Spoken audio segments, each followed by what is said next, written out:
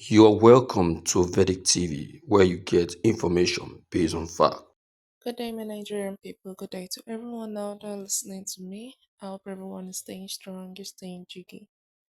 Today's matter arises says Igbo American military veterans write Tinubu demand unconditional release of IPOB leader Nnamdi Kanu.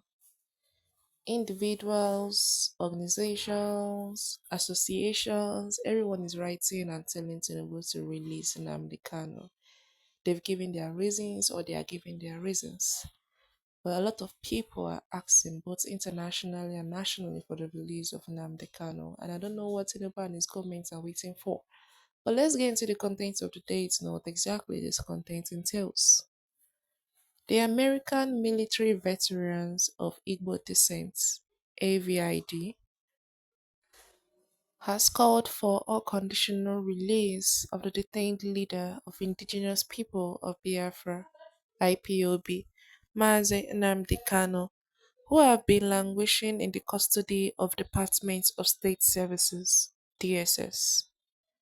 The group stated this on Thursday in a letter dated 26 February 2025 with the title Open Letter to the President and Government of Nigeria, addressed to President Bola Tinubu and signed by Chief Dr. Sylvester Onya and Dr. Godson Obiagu, President and Secretary respectively. The veterans noted that the matter had transformed from the legal or judicial to the political, and it is within the executive province and prerogatives of the president to order for his immediate release. The letter, while making reference to the pronouncement made by the Federal High Court on 26 October 2022, which held that the manner of arrest and detention of the applicant, Mazen Nnamdi Kanu in Kenya, has continued detention in Abuja. His continued detention in Abuja, his subjection to physical and mental trauma by the respondent, the inhuman and degrading treatment meted out to the applicant amount to a brazen violation of the applicant's fundamental right to dignity of his person and threat to life under Section 34 1A of the 1999 Constitution of the Federal Republic of Nigeria as amended.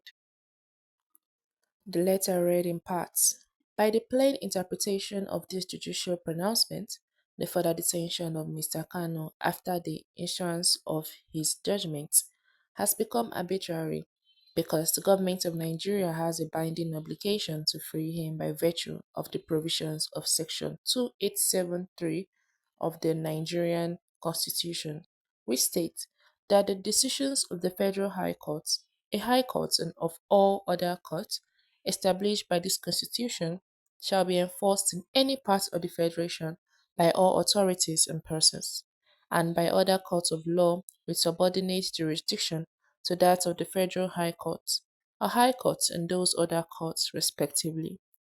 To be sure, the government of Nigeria does not need any further judicial process or court order to implement this decision of the Federal High Court.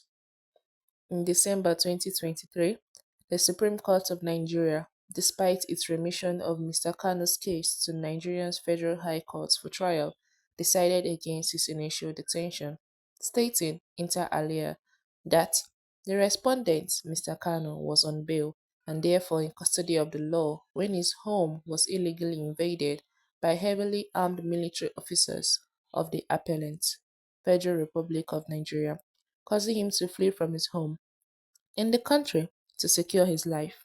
In the face of such an attack, it was responsible for him to flee to secure his life and physical well being.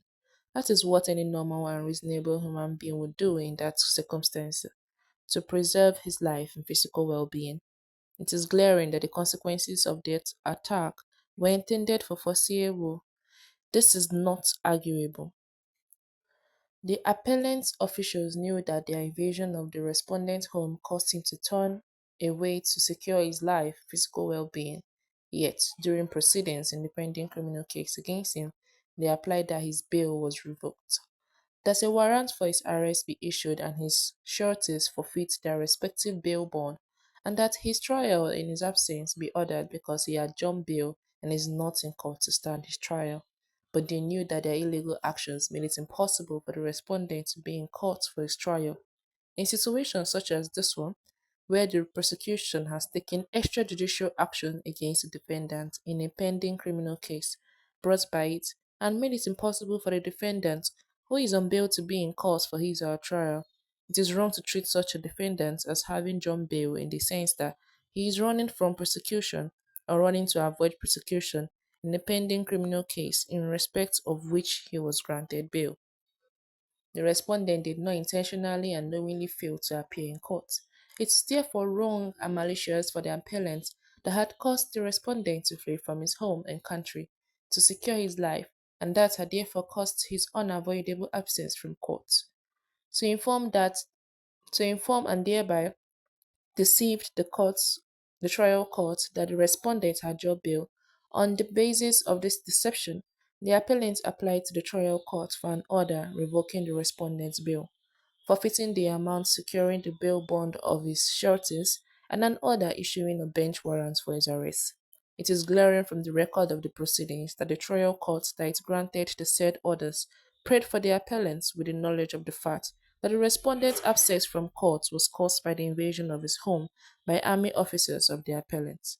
Therefore, the trial court knew that the extrajudicial and illegal actions of the appellant made it impossible for the respondent to be in court for his trial, that the respondent's absence is not intentional or deliberate absence, and that the respondent is not running from prosecution or running to avoid prosecution.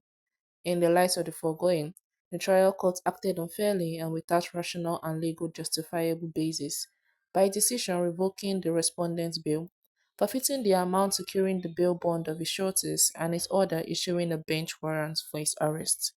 The orders were made on the basis of the false assumption that the respondent John bail. It was on the basis of the order of arrest of the respondent obtained under the false pretense that a John bail, that his extradition or redemption from Kenya, was carried out. You've seen how crazy and how gross our whole judicial system can be. Whatever means they want to use to get you to stay in prison, they will, even though it is glaring that they are being so comical and they are being so corrupt. The whole action, everything. This Nnamdi Kanus case is really painful because it is so obvious that these people are just looking for ways to oppress and suppress this man into being uh, a criminal, which he's not. But they're looking for ways to make sure that he's seen as a criminal. But I don't see him now. Anyways, for now, we've come to the end of today's content. Do not forget to subscribe and stay tuned to our channel. Thank you.